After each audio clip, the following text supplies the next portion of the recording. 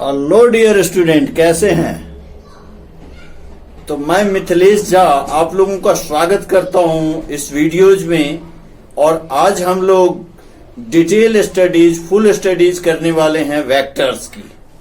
Vectors काफी important chapters है 12th class के लिए, और मैथ्स में इस चैप्टर्स में तो इसकी हेल्प तो मिलता ही है। इसमें फुल मार्क्स मिलेंगे आपको। एंड 3D करेंगे तो 3D में भी आपको वेक्टर्स का पूरा हेल्प मिलेगा, क्योंकि 3D भी वेक्टर के ऊपर ही डिपेंड करता है।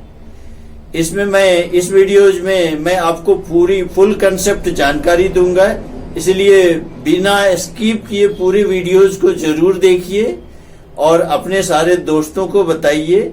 अगर चैनल को सब्सक्राइब नहीं किए हैं तो कर लीजिए, और इस वीडियोज को आप पूरा देखिए, पूरी कंसेप्ट को समझिए।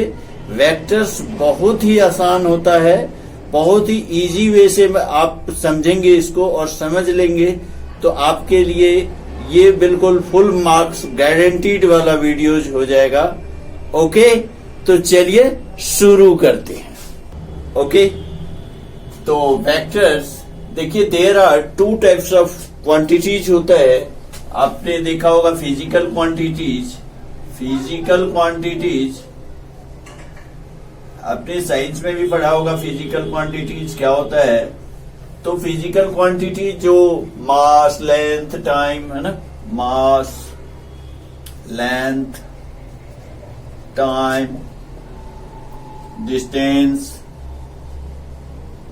स्पीड, फोर्स, किसी की हाइट ले लो, हाइट है ना, एक्सेलरेशन, डिस्प्लेसमेंट। तो ये सब चीज जो है आपकी, ये सब क्या आ जाता है? These are physical quantities. ये सब क्या है? फिजिकल क्वांटिटीज, जिसको हम मेजरमेंट कर सकते हैं, फिजिकल क्वांटिटीज है। ओके, तो फिजिकल क्वांटिटी 2 टाइप्स का होता है। एक होता है हमारा स्केलर क्वांटिटी, एंड दूसरा होता है हमारा वेक्टर क्वांटिटी।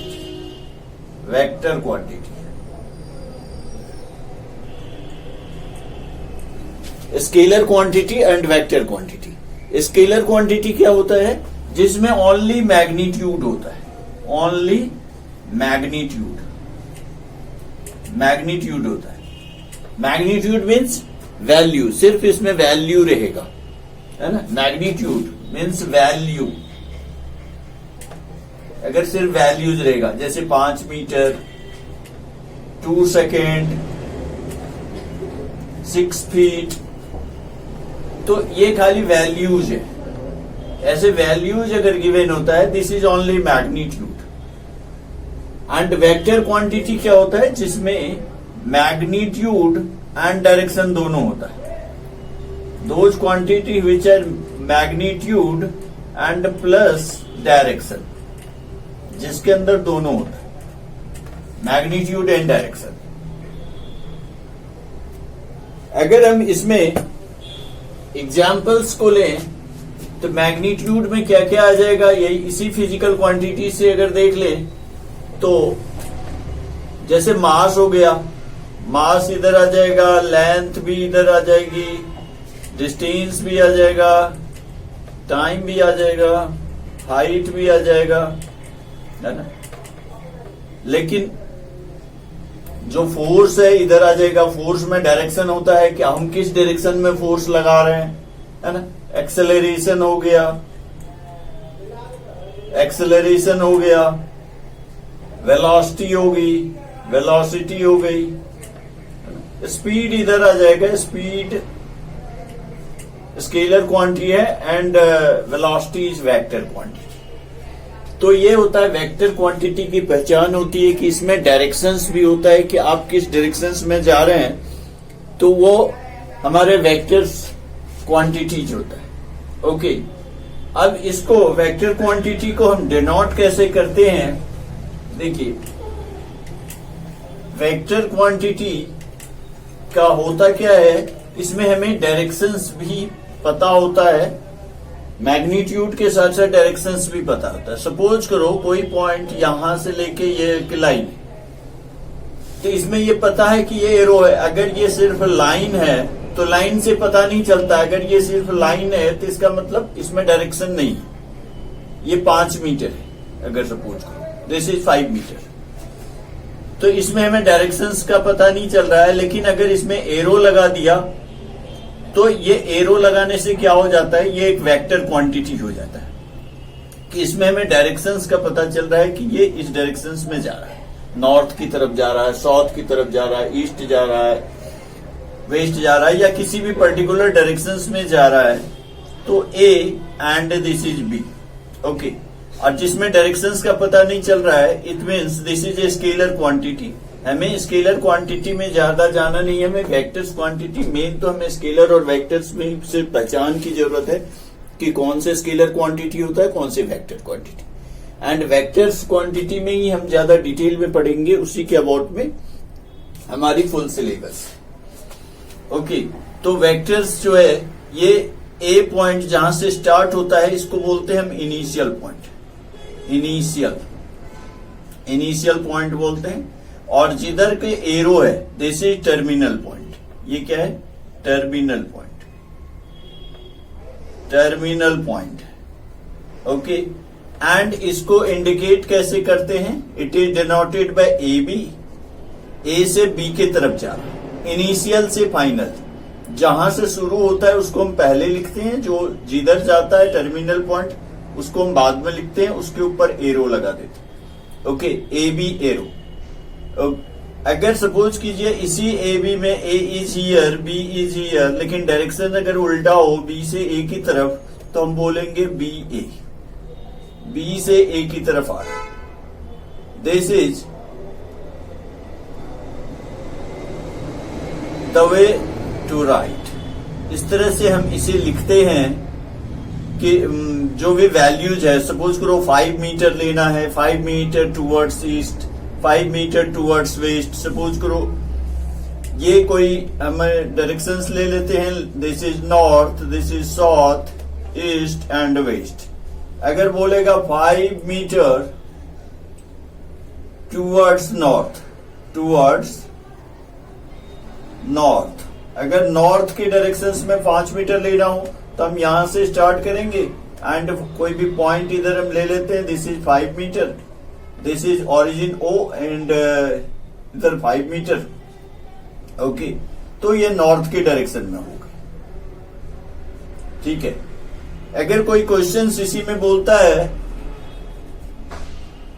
कि 10 मीटर हमें जाना है, okay, and 30 degree east of north, east of north, अगर ऐसा लेना, ईस्ट ऑफ नॉर्थ लेना, 30 डिग्री ईस्ट ऑफ नॉर्थ, मतलब हमें 10 मीटर चाहिए, हमें 10 मीटर चाहिए, तो हमें 10 मीटर के लिए, 10 मीटर के लिए इधर 10 मीटर के लिए डिस्टेंस करना पड़ेगा। लेकिन हमें जाना किधर है, ये 10 मीटर नहीं लेंगे, हमें 30 डिग्री ईस्ट ऑफ नॉर्थ लेना, मतलब नॉर्थ से ईस्ट की तरफ आप जाएंगे 30 डिग्री, दिस इज, ये 30 डिग्री हो जाएगा ईस्ट ऑफ नॉर्थ, नॉर्थ से ईस्ट की तरफ।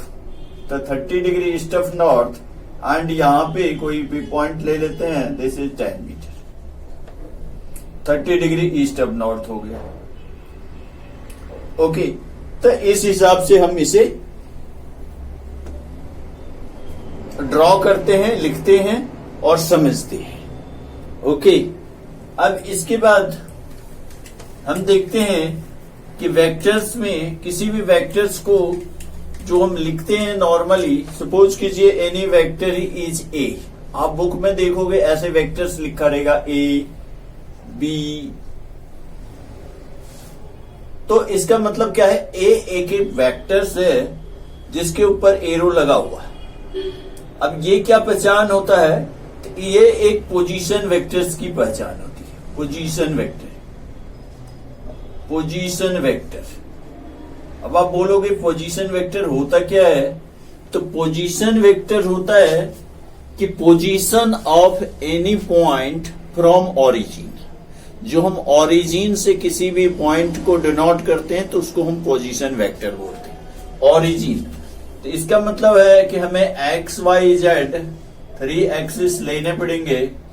आप चाहो तो एक्स एक्सिस इधर ले लीजिए, वाई जेड, या एक्स इधर ले लीजिए, वाई इधर ले लीजिए, जेड इधर ले लीजिए, कैसे भी आप ड्रॉ कर सकते हैं, है ना, कैसे भी ड्रॉ कर सकते हैं। इधर को किसी बुक में इधर एक्स है, इधर वाई है, इधर जेड, आप ड्रॉ कर सकते हैं। ओके, 3 डायमेंशनल हमें ज्वाइन करना होता है। और पोजीशन, जैसे coordinate, this is origin and this is any point P. Okay, और P की कोऑर्डिनेट हम ले लेते हैं x Y z. Okay, P की कोऑर्डिनेट क्या ले लिया, एक्स वाई जेड ले लिया, ठीक है। तो O से P को ज्वाइन करते हैं। सपोज करो दिस, O से हमने P को ज्वाइन किया, यहां से O से P को ज्वाइन कर दिया, this is OP। Okay, O से P को ज्वाइन कर दिया, सपोज करो this is any vector R। तो R की O से डिस्टेंस कितनी हो जाएगी, आपने डिस्टेंस फॉर्मूला पढ़ा होगा, this is 0 0 0। Okay, x2 minus x1 whole square, y2 minus y1 whole square, z2 minus z1 whole square. मतलब डिस्टेंस जो आप निकालेंगे तो ये नॉर्मली आपका क्या आ जाएगा, under root of x square plus y square plus z square आ जाएगा।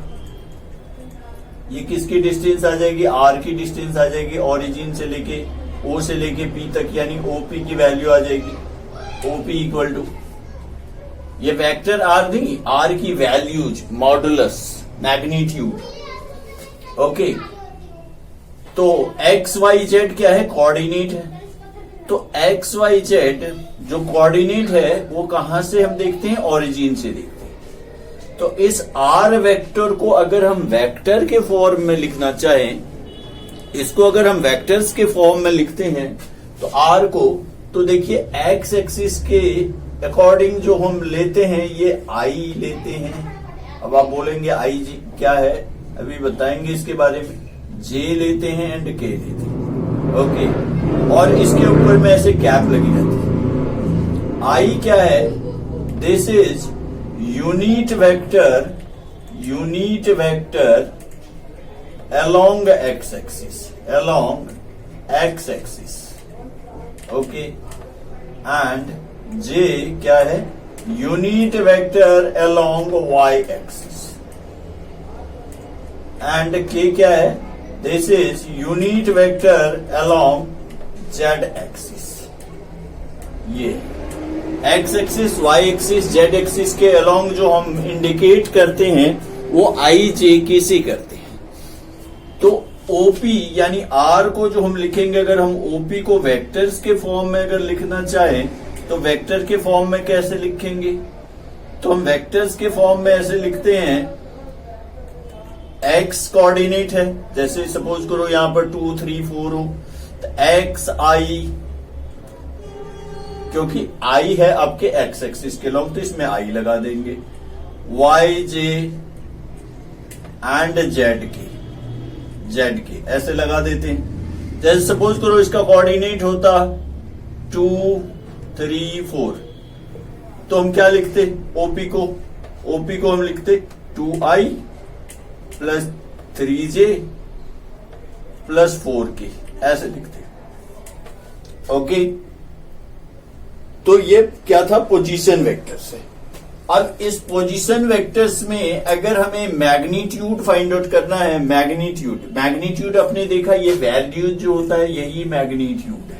ये जो वैल्यूज हमने निकाला, दिस इज मैग्नीट्यूड। तो मैग्नीट्यूड अगर हमें निकालना है, तो OP का अगर मैग्नीट्यूड निकालेंगे तो ऐसे मॉड लगा देंगे, मॉड लगा देते हैं। तो मॉड में क्या आ जाता है, तो यही चीज आ जाता है, x square y square z square, मतलब under root of x square plus y square plus z square लिखते हैं। ओके, तो ये हमारा OP का मॉड हो जाता है, under root of x square, मतलब आई जे के नहीं लिखते क्योंकि आई तो यूनिट वेक्टर है, वन का यूनिट वेक्टर क्या है, यूनिट वेक्टर मतलब मैग्नीट्यूड 1, यूनिट वेक्टर अभी मैं बताऊंगा यूनिट वेक्टर के बारे में डिटेल। यूनिट वेक्टर मतलब अभी समझिए इसकी वैल्यू 1 है, मैग्नीट्यूड 1 है, मैग्नीट्यूड इसकी 1 है। अभी यूनिट वेक्टर को डिटेल में अभी समझेंगे क्या होता है। ओके, अभी आप ये देख लीजिए इसकी मैग्नीट्यूड कितना हुआ, वेक्टर्स का मैग्नीट्यूड कितना हुआ। OP vector x i y j z के अगर है तो इसका अगर हम मॉड निकालते हैं, मैग्नीट्यूड निकालते हैं तो under root of squaring adding करेंगे। ओके, तो under root of squaring adding करेंगे तो सपोज करो अगर ओपी हमारा ये रहा 2i 3j 4k, तो इसको भी हम ऐसे लिख देंगे under root of 4 plus 9 plus 16 जो भी है रूट 29, कुछ ऐसा आ जाएगा। ओके, तो ओपी वेक्टर्स जो है दिस इज, इसी को हम आर वेक्टर्स लिखते हैं, आर या मॉड भी लिख दीजिए। ओपी को हमने आर लिया था तो आर के फॉर्म में भी आप ले सकते हैं, x square plus y square plus z square. Okay, तो इस आर को या तो आप ऐसे मॉड लगाएंगे तो ऊपर में एरो देना पड़ेगा। अगर आप मॉड नहीं लगाते हैं और एरो भी नहीं लगाते हैं तो आप सिंपल नॉर्मली भी अगर आप लिख देते हैं तो इसका मतलब है कि ये मैग्नीट्यूड है। This is magnitude a square b square c square, sorry x square y square z square, under root of x square y square z square. तो वेक्टर्स को हम ऐसे आर के फॉर्म में लिख रहे हैं। दिस इज आर, जो भी हमारा आर वेक्टर्स है, R is OP x i y j z k. तो ओपी वेक्टर जो था ये आर वेक्टर्स लिया, आर को OP, R means OP same thing, जो भी आप ओ से पी की तरफ हम ले रहे हैं, और उसकी मैग्नीट्यूड हम ये फाइंड आउट कर रहे हैं x square y square z square. Okay, या तो मैग्नीट्यूड को आप एरो दे करके मॉड दे करके लिखिए या ऐसे भी आप लिख सकते हैं। तो ये हो गई मैग्नीट्यूड। तो मैग्नीट्यूड ऑफ वेक्टर्स देख लिया और अभी हम टाइप्स ऑफ वेक्टर देखते हैं। ओके, टाइप्स ऑफ वेक्टर्स, अब हम बात कर रहे हैं टाइप्स ऑफ वेक्टर्स की। वेक्टर्स कितने टाइप्स का होता है ये देखिए। जीरो वेक्टर्स, जीरो वेक्टर्स क्या होता है, दोज वेक्टर विच है जीरो मैग्नीट्यूड, जिसमें मैग्नीट्यूड जीरो होना चाहिए। मैग्नीट्यूड जीरो है तो वो जीरो वेक्टर्स हो गया। एंड जीरो वेक्टर्स के को हम लिखते हैं, मैग्नीट्यूड अगर जीरो है तो जीरो वेक्टर्स क्या हुआ, it is denoted by zero के ऊपर में आप ऐसे एरो लगा देंगे। अगर किसी की वैल्यू जीरो आ गई तो जीरो वेक्टर्स हो गया। यूनिट वेक्टर क्या हो गया, जिसकी मैग्नीट्यूड 1 हो गई, दैट इज यूनिट वेक्टर्स। इसकी क्या हो गई, magnitude 1, magnitude 1, magnitude 1 and magnitude क्या होना चाहिए, 1 आना चाहिए। ओके, तो मैग्नीट्यूड 1 और इस यूनिट वेक्टर को, यूनिट वेक्टर्स के बारे में हम डिटेल देख रहे हैं थोड़ा सा। अभी मैं बात किया था कि यूनिट वेक्टर्स को हम थोड़ी डिटेल में समझेंगे। जीरो वेक्टर तो मैग्नीट्यूड जीरो हो गया, that is zero vectors. Okay, and unit vectors it is denoted by A और कैप। कोई भी वेक्टर्स है उसके ऊपर में आप ऐसे कैप लगा देंगे, यूं करके ऐसे करके कैप लगा देंगे। तो कैप लगा देते हैं उसके ऊपर में तो क्या होता है, यूनिट वेक्टर बन जाता है। एंड यूनिट वेक्टर हम फाइंड आउट कैसे करते हैं, any unit vector equal to any vector divided by its magnitude. किसी भी वेक्टर्स में इसके मैग्नीट्यूड से डिवाइड करते हैं तो यूनिट वेक्टर आ जाता है। ओके, तो सपोज करो कोई वेक्टर्स ए है, this is A is a unit vector. A is a vector, suppose कीजिए ये है हमारा i minus 2j plus 3k, ऐसा है, this is A. Okay, this is any vector A.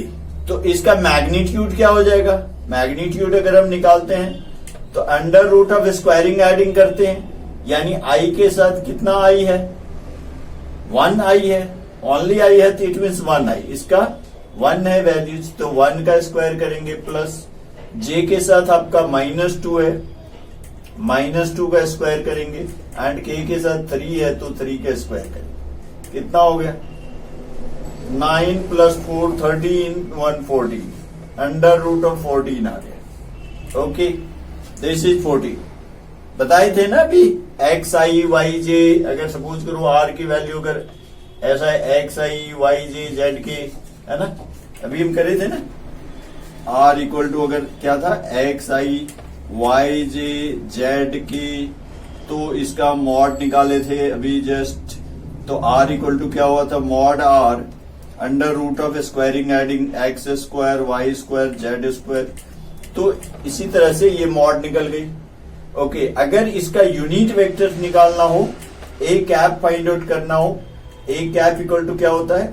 This vector any vector upon its mod, जो भी vector है उसमें उसके मॉड। वेक्टर क्या था? ये है i - 2j + 3k बाय √14। अब आप कहोगे तो ये यूनिट वेक्टर कैसे है? आपने तो अभी बताया कि यूनिट वेक्टर 1 होता है, लेकिन ये तो इतना बड़ा दिख रहा है, तो ये तो यूनिट वेक्टर कैसे है? चलिए इसे साबित करते हैं यूनिट वेक्टर कैसे है। इसका भी मॉड निकाल के चेक करते हैं। तो इस ए यूनिट वेक्टर क्या है आपकी, इसको हम अगर ठीक से लिख दे डिवाइडिंग सेपरेटली करके, तो क्या हो जाएगा? 1/√14 आई हो जाएगा। ओके, -2/√14 और जे हो जाएगा, और प्लस 3/√14 के हो जाएगा।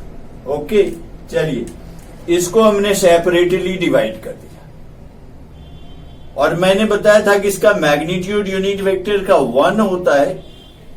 ओके, तो इसे हम कैसे साबित करेंगे? इसका यूनिट मॉड 1 होता है। चलिए इसको भी हम देख लेते हैं, इसको भी हम फाइंड आउट करते हैं। ओके, इसे भी हम फाइंड आउट करते हैं। इसका मॉड कैसे? इसका मॉड निकालते हैं, under root of squaring adding करते हैं। 1/√14 का स्क्वायर करेंगे तो कितना होगा? 1 का स्क्वायर 1 और √14 का 14 है कि नहीं? तो 1/14 हो जाएगा, 1/14 प्लस -2/√14 का स्क्वायर, -2 का तो 4 एंड √14 का 14, तो कितना हो गया? यानी 4/14 लिखेंगे आप, एंड 3/√14 का स्क्वायर, 3 का 9, √14 का 14, तो 9/14, तो 9/14, तो कितना हो गया? ये एलसीएम लेंगे तो आपके क्या हो जाएंगे? सबके नीचे 14 है कि नहीं? सबके नीचे 14 है, तो 1 + 4 5, 5 और 9 14, तो √14/14 यानी 1 हो गया। हुआ कि नहीं? हो गई प्रूफ। तो इसका मतलब है कि ये जो था, ये निकालने का बिल्कुल सही तरीका है कि जिससे आप प्रूफ कर सकते हो कि ये एक यूनिट वेक्टर ही है, इसका मैग्नीट्यूड 1 होता है। हमने एक एग्जांपल लेकर के भी इसको समझ लिया। चलिए अब हम आगे बढ़ते हैं। अब आगे की कहानी है हमारा, इसका थर्ड पार्ट क्या है? देखिए, अब हम थर्ड पार्ट को लेके चलते हैं, coinitial vector. Coinitial vector क्या होता है? जिसका इनिशियल पॉइंट सेम हो, that is coinitial vector. जैसे सपोज करो this is any vector a B, okay, और कोई और वेक्टर अगर इसी पॉइंट से निकले तो इनिशियल पॉइंट सेम है कि नहीं है? हाँ जी। तो इनिशियल पॉइंट अगर सेम है तो इसे हम बोलेंगे को इनिशियल वेक्टर। ओके, और इसके अलावा इसमें और कोई लॉजिक नहीं है। इनिशियल पॉइंट सेम होना चाहिए, डायरेक्शन अलग अलग होगा, को इनिशियल। ओके, अब कॉलिनियर वेक्टर देखिए, कॉलिनियर वेक्टर क्या होता है? कॉलिनियर वेक्टर दोज वेक्टर या तो वो एक ही लाइन में हो, डायरेक्शन उल्टा भी चल सकता है, ठीक है, या पैरेलल लाइन में, है ना, या तो पैरेलल लाइन में भी हो सकता है ना, पैरेलल भी हो सकता है, डायरेक्शन अपोजिट भी चल सकता है। ओके, तो ये कॉलिनियर हो गया। क्या हो गया? कॉलिनियर। कॉलिनियर क्या हो गया? या तो वो सेम लाइन में हो, सेम डायरेक्शन होना चाहिए, या अपोजिट भी चलेगा, तो ये कॉलिनियर हो गया। पैरेलल में भी चल सकता है, पैरेलल में भी आप ले सकते हैं इसको। यानी अगर सपोज करो this is a, this is b and this is c, तो आप बोलेंगे a B c all are collinear.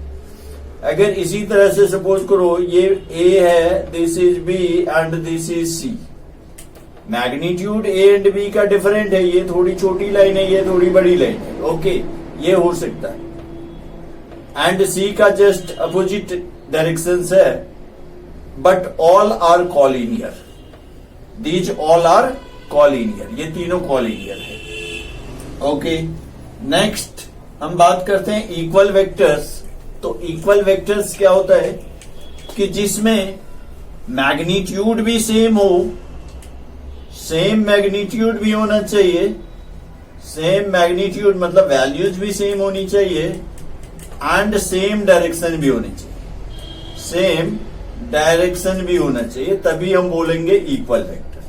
मतलब एक वेक्टर अगर ये है एंड दूसरा वेक्टर ये है, तो दोनों का डायरेक्शंस भी सेम होना चाहिए एंड मैग्नीट्यूड भी सेम होना चाहिए, ठीक है। अगर ये 5 मीटर इधर जा रहा तो ये भी 5 मीटर इधर ही जाना चाहिए, बिल्कुल मैग्नीट्यूड भी सेम होना चाहिए एंड डायरेक्शंस भी सेम होना चाहिए। जैसे सपोज करो कोई पैरेललोग्राम है, पैरेललोग्राम के ये opposite side equal equal magnitude है एंड डायरेक्शंस भी अगर हम इधर को लेते हैं, ये सपोज करो A B C d, okay, तो हम ये बोलेंगे, और इसका डायरेक्शंस अगर ऐसा है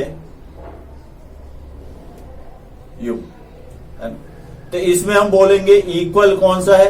a B is equal to d c. A B vector जो है वो डी सी वेक्टर के इक्वल है, क्योंकि डायरेक्शन हमें सेम लेना, तो इक्वल है। ए डी वेक्टर जो है वो बी सी वेक्टर के सेम है, a d is equal to b c, है ना।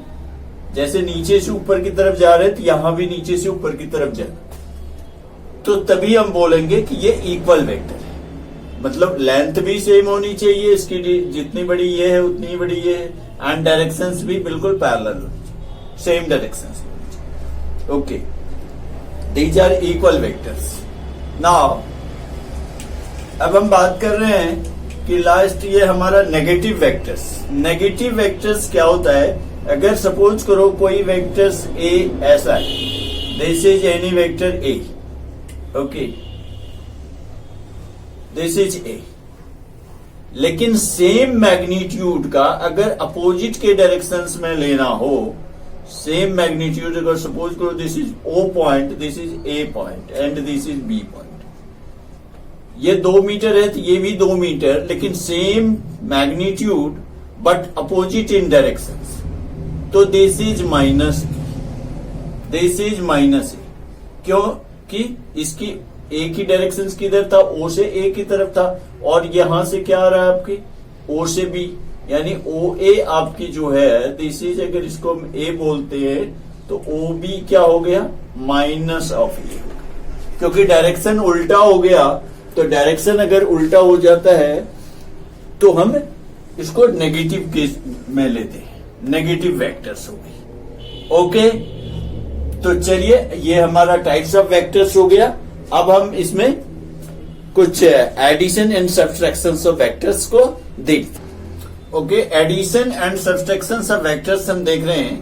तो एडिशन ऑफ वेक्टर्स में क्या होता है? अगर सपोज करो कोई वेक्टर्स ए है, this vector is a and another vector is b, ऐसा कोई वेक्टर्स है जो कि बी है, तो इसको हमें ऐड कैसे करना है, तो इसके जो टर्मिनल पॉइंट है, इसके टर्मिनल पॉइंट के पास इसको उठा करके यहाँ पे ऐड कर देंगे, ज्वाइन कर देंगे। ए ये हो गया और इसको सेम डायरेक्शन उठा करके यहाँ पे बी को हमने ज्वाइन कर दिया। तो ये जो रिजल्टेंट होगा पहले वाले वेक्टर के इनिशियल पॉइंट से लेके दूसरे वाले वेक्टर के फाइनल पॉइंट तक, ये जो वेक्टर्स होगा, सपोज करो दिस वेक्टर इज सी, तो ये हमारा इस दोनों का एडिशन हो गया है। यानी इसको सी को हम बोलेंगे ए प्लस बी, या इसको आप रिजल्टेंट भी बोल सकते हैं। इस दोनों का रिजल्ट ये आया, resultant of vector. Okay, c equal to A plus B. Okay, तो ये आपने देख लिया सी इक्वल टू क्या हो रहा है, ए प्लस बी। तो यहां पे ये जो एडिशन ऑफ वेक्टर्स होता है, तो ये इसको अगर नॉर्मली अगर ए की वैल्यूज अगर हमें गिवन है 2i 3j 4k and b equal to given हो i minus 2j minus k और a प्लस b हमें फाइंड आउट करना हो अलजेब्रा में, तो दोनों को नॉर्मली हम प्लस कर लेते हैं। जैसे 2i और i कितना हो गया, 3i हो गया, और इसको नॉर्मली प्लस कर लेते हैं, या 3j है माइनस 2j है तो j हो गया, और 4k माइनस k यानी 3k हो गया। नॉर्मली जैसे हम अलजेब्रा का प्लस माइनस करते हैं, इसी तरह से हम दोनों को प्लस कर रहे हैं। जैसे आप x y z वगैरह को प्लस करते हो, ऐसे ही हम abc ij k को भी नॉर्मली हम जो हमारा अलजेब्रा है उसी के अकॉर्डिंग हम इसको प्लस माइनस कर सकते हैं। लेकिन ज्योमेट्रिकली जो हम सी ये देख रहे हैं, this is a plus b, तो ये जो ए प्लस बी है यही इसका सी हो गया। This is the resultant of vectors. Okay, और ए प्लस बी अगर इसमें आप प्रॉपर्टीज में जाओगे तो A plus B equal to B plus A हो जाता है, बी प्लस ए हो जाता है ना। यानी ये कम्यूटेटिव लॉ को होल्ड करता है। ये आपकी कम्यूटेटिव लॉ हो गई। ये एसोसिएटिव लॉ को भी होल्ड करता है। ए प्लस बी को आप पहले ब्रैकेट में लिख लो, बाद में सी लिख लो, या ए को सेपरेट कर दीजिए एंड बी प्लस सी, इसको भी होल्ड करता है। ठीक है, commutative law and associative law को ये होल्ड करता है, मतलब इसको सेटिस्फाई करता है। ठीक है, अब आप बोलोगे A plus B equal to B plus A कैसे, तो देखिए इसी फिगर में ये आपकी ए है और ये आपकी बी है, और सेम पैरेलल्स में अगर हम ये ले लेते हैं दिस इज बी, इसके एक पैरेललोग्राम टाइप का हम ड्रॉ कर लेते, तो अपोजिट ये बी हो गया, तो ये क्या हो गया, ये भी बी हो गया, सेम अपोजिट साइड। और डायरेक्शन अगर हम इधर के ऊपर की तरफ ही ले, ये ए है तो ऊपर वाला कितना हो गया, ये वाली भी ए हो गई आपकी। तो इधर से अगर आप देखोगे, अगर सपोज करो this is A B C D, आप A B C in triangle ABC में जाओगे तो क्या हो जाएगा, A plus B equal to C हो जाएगा। यानी सी की वैल्यू ऐसे आ जाएगी आपकी, C equal to A plus B. Okay, अगर आप डायरेक्शन चेंज कर दो, ए से पहले डी जाओ फिर सी जाओ तो क्या हो जाएगा, एडीसी में अगर जाओगे तो एडीसी में इन ट्रायंगल एडीसी में जाते हैं, इन ट्रायंगल एडीसी में जाते हैं तो क्या होता है, दिस इज बी और दिस इज ए, तो क्या हो जाएगा, बी प्लस ए हो जाएगा, बी प्लस ए हो जाएगा, और बी प्लस ए मिलके क्या बन रहा है, सी तो बन रहा है, तो this is C, this is C. Okay, यानी सी की वैल्यू ए प्लस बी लो या बी प्लस ए लो, सेम थिंग। तो ये कम्यूटेटिव एसोसिएटिव लॉज को होल्ड करता है। यानी नॉर्मली हम इसको ऐसे प्लस कर सकते हैं। ठीक है, एंड सबट्रैक्शंस में ऐसा नहीं होता।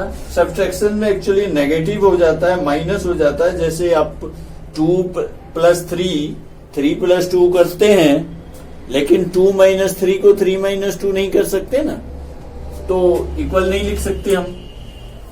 लेकिन इसमें वेक्टर्स में जो हमें नेगेटिव सबट्रैक्शंस करना होता है, एक तो हमारा अगर ज्योमेट्रिकली देखो दिस इज ए, और ये हमारा अगर सपोज कीजिए बी था, दिस इज बी, बी का डायरेक्शन अगर ऊपर है तो आप इसके जस्ट अपोजिट में सेम लेंथ का अगर आप लेते हो लेकिन डायरेक्शन उल्टा कर देते हैं तो ये माइनस का भी हो जाता है। तो ये वाली जो हो गई दिस, ये आपका क्या हो गया, यहां से आपने ए गया और माइनस बी आ गया, यानी A plus minus B, this is A minus B.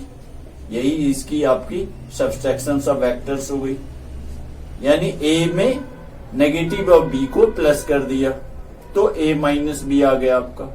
तो यही सब्सट्रैक्शन ऑफ वेक्टर्स है और इसमें कोई ज्यादा डिटेल नहीं है। अगर नॉर्मली अगर अलजेब्रा में देखते हैं, अगर a इक्वल टू सपोज करो 2i 3j 4k ऐसे फाइंड आउट है और b की वैल्यूज अगर सपोज करो i plus j plus k है तो a माइनस बी हमें निकालना हो तो जैसे हम अलजेब्रा में निकालते हैं वैसे माइनस कर लो normally. 2i minus i this is i, 3j minus j this is 2j and 4k minus k is 3k, so ये 3k हो गया, है ना। तो ये कैप वगैरह भी डालना है साथ साथ ij के ऊपर में जहां जहां भी है, क्योंकि ij के क्या है हमारा यूनिट वेक्टर्स है। ओके, अब एडिशंस तो आपने देख लिया। अब इसी में अगर सपोज करो मल्टीप्लाई करना हो, मल्टीप्लिकेशन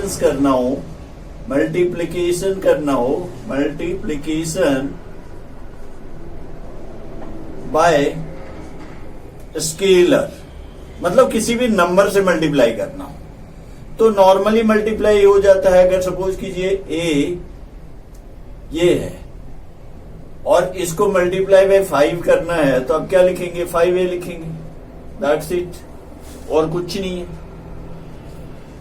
अगर सपोज कीजिए a की वैल्यू आपकी 2i 3j 4k है एंड आपको निकालना 5a निकालनी, तो क्या हो जाएगा, इसको 5 से सबको मल्टीप्लाई कर दीजिए 4k। ओके, तो 5 से नॉर्मली मल्टीप्लाई हो जाएगा, 5 2 जा 10i प्लस 5 3 जा 15j प्लस 5 4 जा 20k and so on. Okay, कुछ और हम फॉर्मूलाज देख रहे हैं। वेक्टर ज्वाइनिंग द 2 पॉइंट्स, अगर कोई 2 पॉइंट है और इसको ज्वाइन करने का वेक्टर्स हमें निकालना है, ये 2 पॉइंट की कोऑर्डिनेट आपको गिवन है। इट मीन सपोज कीजिए this one X Y Z, अगर O this is O X Y Z ऐसा कुछ गिवन है, एक्सिस है हमारा, और यहाँ पे कोई पॉइंट है दिस इज ए और इसकी कोऑर्डिनेट है हमारा x1 y1 z1 and another point is b and इसकी कोऑर्डिनेट है आपको x2 y2 z2 common z2। Okay, और ये हमें ए बी गिवन है, this is A B. Okay, A से बी के तरफ, ए से बी के तरफ ये हमारा क्या हो गया, ए बी हो गया। ए बी मीन्स ए से शुरू हुआ बी पे कहानी खत्म हुई तो ए बी हो गया। ओके, तो ए जो है ये क्या है, ये कोऑर्डिनेट है। तो कोऑर्डिनेट हमें क्या बताता है, कहां से देखना है कोऑर्डिनेट को, ओरिजिन से देखना होता है। कोऑर्डिनेट को कहां से देखना है, ओरिजिन से। तो ए को कहां से देखना है, ओ से देखना है। तो ओ से ए, ये हो गई आपकी वेक्टर्स, यानी ओ ए हो गया आपकी, क्या हो गया, ओ ए क्या था, x1 y1 z1, तो इसको लिखेंगे x1i plus y1j plus z1k, है कि नहीं, लिखते हैं ना, x बस के साथ i, y के साथ j और z के साथ k। ओके, तो ये o a हो गया। तो इसी तरह b को भी लिख देते हैं, यानी ओ बी हमारा क्या हो जाएगा, x2i y2j एंड z2k हो गया। ओके, तो ये ओ बी हो गया, O b means this one, ये ओ बी हो गया हमारा। ओके, तो ओ ए आपने देख लिया, ओ बी आपने देख लिया। हमें निकालना क्या है, ए बी निकालना है। क्या निकालना है भाई, ए बी निकालना है, ए बी निकालना है। तो ए बी तो ये हो रही है ना, इसके लिए ए बी में आप क्या करोगे, ओ से ए जाओ, फिर ए से बी जाओगे तभी ए बी मिलेगा, है कि नहीं? ओ से ए जाएंगे और ए से हमें बी जाना है, तो आप क्या लिखेंगे? ओ ए प्लस ए बी तभी मिलेगा ओ बी। हाँ जी, तभी मिलेगा ओ बी। ओ बी मिलेगा कब? जब ओ ए जाएंगे और ए बी जाएंगे, तब हमें ओ बी आ रहा है और इससे हम ए बी निकालेंगे। यानी ए बी इक्वल टू क्या हो जाएगा? O B minus O A. O B minus O A. A B क्या हो गया? A B is O B minus O A. इसका मतलब कुछ समझे क्या? ए बी मतलब अभी आपने देख लिया, ओ बी मतलब ओ A. O B minus O ए हो गया। यानी ए बी निकालना हो तो फाइनल पॉइंट में से इनिशियल पॉइंट को माइनस कर लेंगे। ओके, तो फाइनल क्या था हमारा? ये है ना x2 i plus y2j plus z2k, और इसमें से हमें माइनस कर लेंगे x1i plus y1j plus z1k। Okay, अब हम i j k को कॉमन लेकर के लिख लेते हैं। x वाला एक तरफ, i j k, i वाली को एक साथ लिख लो, यानी x2 माइनस x1 i है ना, y2 माइनस y1 j और z2 माइनस z1 k आ गया, है ना। ब्रैकेट ओपन कर देंगे और i j k कॉमन ले लिया, सिंपल। तो ये हमारी ए बी की वैल्यूज हो गई, ए बी। और ए बी का अगर आपको मॉड पूछे, मैग्नीट्यूड पूछ ले, तो क्या कर लेंगे? इसी को स्क्वायरिंग एडिंग कर लेंगे ना, बस खत्म। तो इसको स्क्वायरिंग एडिंग कर लेते हैं, x2 minus x1 whole square plus y2 minus y1 whole square plus z2 minus z1 whole square. Okay, तो ये हमारा क्या हो गया? Vector joining the 2 points. Next, इसके बाद हम देखते हैं कि सेक्शन फॉर्मूला क्या होता है। आपने 10th क्लास में सेक्शन फॉर्मूला किया होगा, 11th क्लास में सेक्शन फॉर्मूला किया होगा, है ना, किया है ना कोऑर्डिनेट में। तो इसमें वेक्टर्स में भी ठीक उसी तरह से सेक्शन फॉर्मूला होता है। इसके लिए कोई हमें अलग से कुछ करना नहीं है, सेम प्रोसेस है। अगर सपोज कीजिए कोई 2 वेक्टर्स है, any vectors A and B, suppose करो any vector is A, suppose कीजिए दिस इज वेक्टर ए, ये कोई वेक्टर से ए जा रहा है, दिस इज ए। ओके, ज्यादा ही लाइन हो गया। ओके,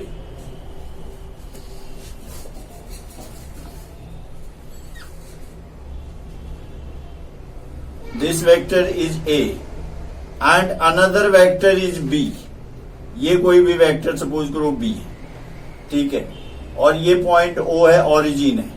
ये 2 वेक्टर्स हमें गिवन है और ये दोनों वेक्टर्स का कोई थर्ड पॉइंट यहां पर है जो कि हमें इस दोनों के बीच में, सपोज करो ये कोई पॉइंट आर है, दिस इज, और इसका पोजीशन वेक्टर आर ले लेते हैं जो कि m:n के रेशियो में डिवाइड कर रहा है, m:n के रेशियो में डिवाइड कर रहा है। इंटरनल सेक्शन फॉर्मूला है ना, r डिवाइड्स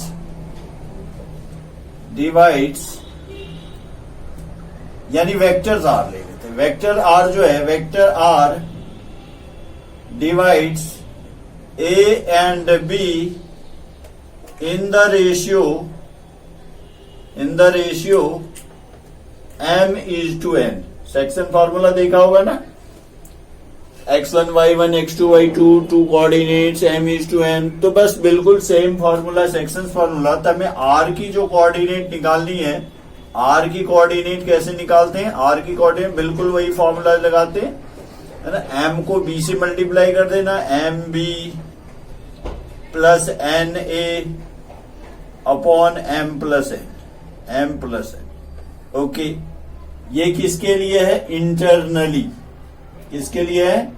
इंटरनली के लिए, इंटरनली डिवीजन हो रहा है, ओके। और एक्सटर्नल डिवीजन कब होगा? जब ये आर जो है बाहर आ जाए। अगर सपोज कीजिए इसमें हम एक फिगर बना लेते हैं, लाइक ऐसा ही ए है एंड दिस इज बी है and this one is c, मतलब सॉरी आर, और ये आपको एक्सटर्नली डिवाइड करना है। आर की कैसे डिवाइड कर रहा है? एक्सटर्नली। ये आर पॉइंट जो है ये आपके बाहर है, ये सपोज करो ए पॉइंट, बी पॉइंट और ये आर पॉइंट, यहां पर भी ए बी आर कर लेते हैं, ओके। ये क्या हो रहा है? External division. तो एक्सटर्नली में क्या हो जाएगा?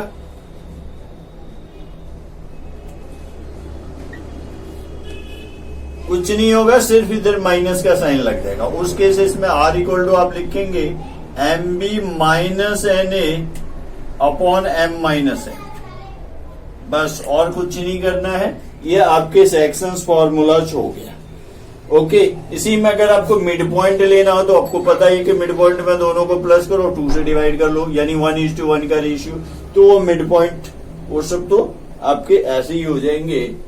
सेक्शंस फॉर्मूला हो गया। एक और हम देखते हैं इसमें last, this is direction cosine and direction ratio, very very important. Direction cosine and direction ratio.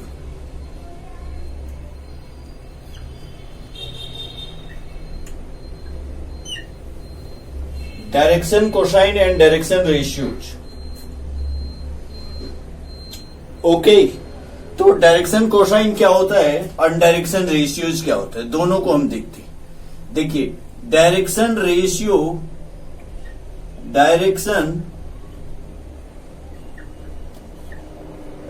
पहले देखते हैं। डायरेक्शन रेशियो को हम लिखते हैं ए बी सी। क्या लिखते हैं? ए बी सी लिखते, सॉरी ए बी सी में लिखते हैं, ए बी सी में लिखते हैं। अब आप बोलोगे कि ये ए बी सी है क्या चीज? इससे पहले तो हम ए को कोई वेक्टर्स ले रहे थे, बी को कोई वेक्टर्स ले रहे थे, लेकिन अगर कोई वेक्टर्स गिवन है जो आपके आई कंपोनेंट जो भी है, यानी कोई वेक्टर्स हमारा सपोज करो यहां पे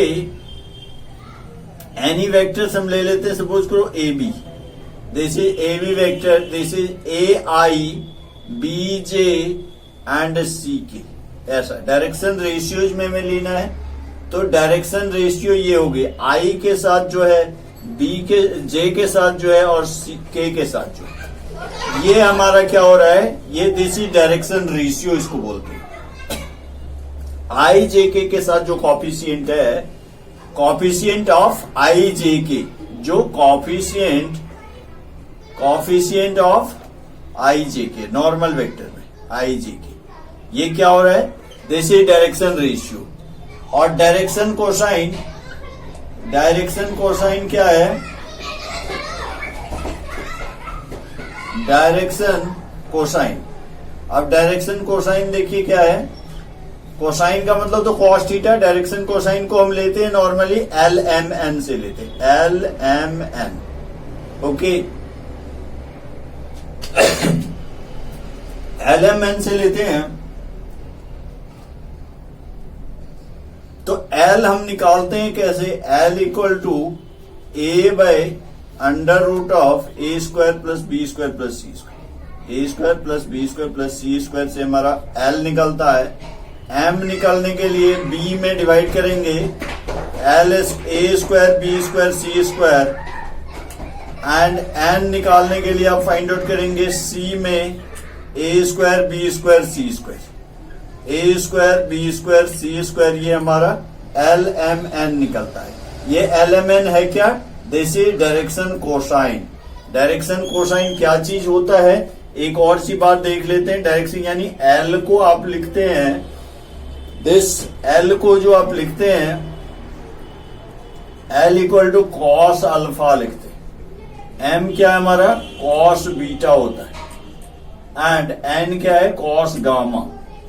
अब ये बोलोगे ये अल्फा बीटा गामा कहां से आ गया, तो जैसे देखिए कि अगर हम 3 डायमेंशनल में कोई भी पॉइंट लेते हैं, ये x axis, y axis, z axis, कोई पॉइंट लेते हैं, यहाँ पे सपोज करो पॉइंट लेते हैं, इसकी कोऑर्डिनेट है आपकी एक्स वाई जेड, कोई कोऑर्डिनेट है, तो ये जो आर है, दिस वेक्टर आर, ये एंगल जो एक्स के साथ बनाती है, दिस इज अल्फा, ओके, ये y के साथ जो बनाएगा दिस इज बीटा, एंड ये z के साथ जो बनाएगा दिस इज गामा। तो अल्फा क्या है, एंगल विथ एक्स एक्सिस।